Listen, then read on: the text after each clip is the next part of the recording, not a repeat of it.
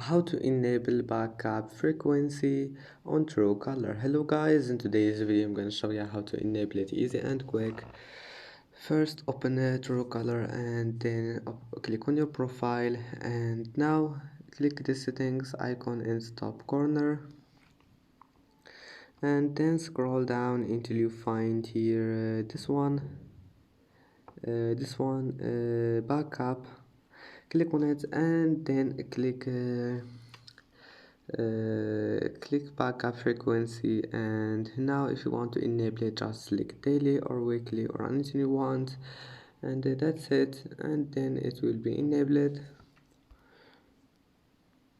And that's it for today's video. If you like this video, please don't forget to like and don't forget to subscribe, and thank you for watching this video until the end, and see you in the next video.